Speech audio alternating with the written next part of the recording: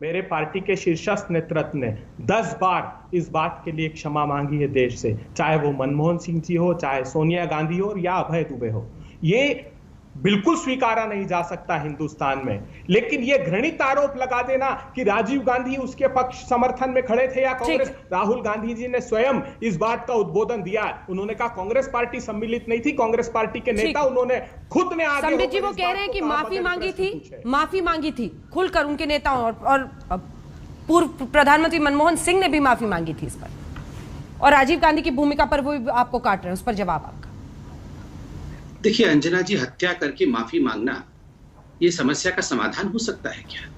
आप सिखों से पूछिए, उन माओं से पूछिए, उन बहनों से पूछिए जिन्होंने अपने पति को, अपने भाइयों को मरते हुए देखा है, जलते हुए देखा है, क्या वो माफ कर देंगे? वो माफ कर सकते हैं, मगर ये धरती कभी उनको माफ नहीं करेगी। जगदीश टाइटलर, आपने माफी मांगी। जगदीश टाइटलर को आपने आज से ठीक 1 महीने पहले दिल्ली के राजनीतिक बॉडी जो है आपकी दिल्ली कांग्रेस की, उसमें एग्जीक्यूटिव मेंबर बनाया। ये माफी होती है? आप जानते हैं आज वोटर आईडी कार्ड को आधार कार्ड से जोड़ने पर कांग्रेस ने उसका अपवाद किया है, कांग्रेस ने उसके खिलाफ बोला। उस समय वोटर आईडी कार्ड को दंगों के साथ जोड़ा गया था। ये जगदीश टाइटलर, सज्जन कुमार इत्यादि जो बड़े बड़े इनके नेता थे, कमलनाथ, ये वोटर आईडी कार्ड लेकर और वोटर इलेक्टोरल रोल लेके घूम रहे थे कि हाँ इस घर में सरदार है, क्रॉस, इसको मर जाना है, हाँ इस घर में सरदार है, इसको मर जाना है, मलकागंज के इस गली में सरदार है, इसको मर। मैं आपके बीच में नहीं बोला था, ये सारी चीजें कोर्ट में एडमिसिबल हुई हैं। कोर्ट ने इनको एविडेंस के रूप में स्वीकार किया है और सज्जन कुमार को जेल भेजा है। आप जाके कोर्ट में इन सारे विषयों को देख सकते हैं।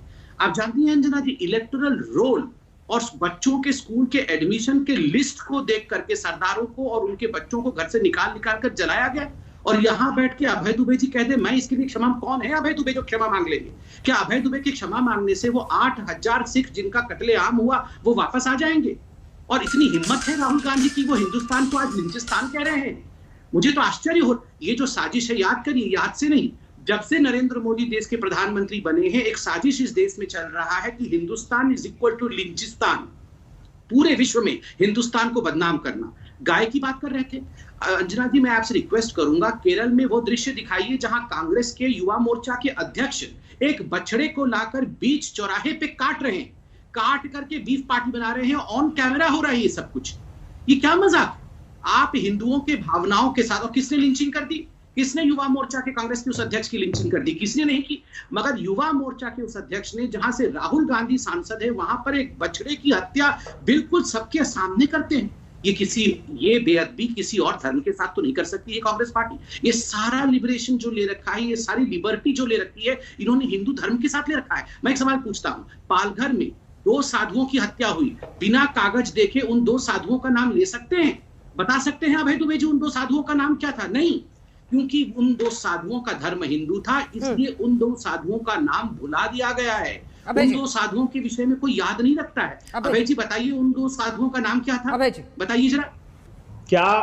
क्या आप, मैं सबसे पहला सवाल करता हूं, मैंने तो सार्वजनिक रूप से कहा, नहीं मैंने एक सवाल किया है, पहले जवाब दे दीजिए, फिर सवाल करिए, मैं जवाब दूंगा। देश की सबसे मूर्धन्य पत्रकार के सम्मुख कहा कि माफी मांगी।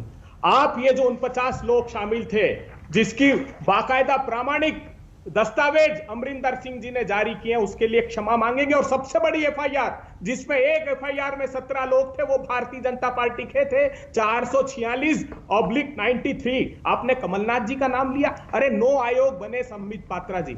अटल बिहारी जी की वाजपेयी के समय भी नानावाटी आयोग था। क्या कहा नानावाटी आयोग ने? नानावाटी आयोग ने साफ कहा कि जो एकमात्र उसमें एफिडेविट जिसने फाइल किया था, इंडियन एक्सप्रेस का पत्रकार, उसके एफिडेविट में और आयोग के कथन में विरोधाभास है। उसने समय गलत बताया, और जहां गुरुद्वारे में मौजूद लोग थे उन्होंने कहा कि हमने साठे साहब को और कमलनाथ को वहां उस वक्त नहीं देखा जब ये हिंसा हुई। ये घृणित और झूठे आरोप लगाना बंद कर दीजिए। मैं विनम्रता से आपसे पूछना चाहता हूं, मुझे बताइए, क्या कांग्रेस पार्टी ने लिंचिंग का आरोप लगाया? और इस देश की सर्वोच्च अदालत ने आपको फटकार लगाई और उन्होंने कहा कि ये जो लिंचिंग वाले लोग हैं, जो गाय के नाम पर नृशंस हत्या कर रहे हैं, वो कानून के ऊपर नहीं हो सकते। और उन्होंने एक पूरी गाइडलाइन जारी की कि आप इस गाइडलाइन के अकॉर्डिंग एक्शन लो। और क्या उत्तर प्रदेश की सरकार को उस वक्त सर्वोच्च अदालत ने फिर नोटिस नहीं दिया कि क्यों ना अवमानना का नोटिस दिया जाए? आप उसको फॉलो नहीं करते तो आप सिर्फ अपनी सत्ता की भूख मिटाने के लिए विभेद पैदा करते हैं। जब भी चुनाव आते हैं तब आप नियोजित रूप से हिंदुस्तान को इस अराजकता की आग में झोंक देना चाहते हैं। मुझे बताइए, नृशंस हत्या की किसानों के हत्यारों को आप कहते रहे कि नहीं, हमने अब ये हत्या नहीं है, दुर्घटना है। लेकिन सर्वोच्च अदालत की निगरानी में जब जांच कमेटी बनी तो उसने अभी सीजेएम कोर्ट में कहा है कि ये संकलित साक्ष्य और प्रमाणों के आधार पर इस बात के प्रमाण मिलते हैं कि नियोजित रूप से किसानों को रोंद कर मार डालने की कोशिश थी। और आपने 2-4 किसानों का लक्ष्य नहीं रखा था भारतीय जनता पार्टी ने, आप सैकड़ों किसानों को रोंद कर मार डालना चाहते थे। जब चुनाव आते हैं आप लिंचिंग कराते हैं, ठीक है, यही आरोप है ना अभय जी आपका?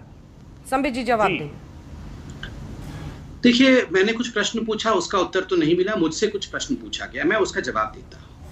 उन्होंने कहा 84 के दंगों के लिए क्या मैं माफी मांगूंगा? क्यों?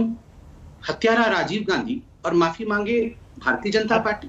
राजीव गांधी जी के उस मैंने बीच में नहीं कहा था राजीव गांधी। अंजना जी, मैं किसी के बीच में चिल्लाता नहीं हूँ। मैं रिक्वेस्ट करूंगा कि इस प्रकार से चिल्ला के डिबेट में बोल सकता हूँ।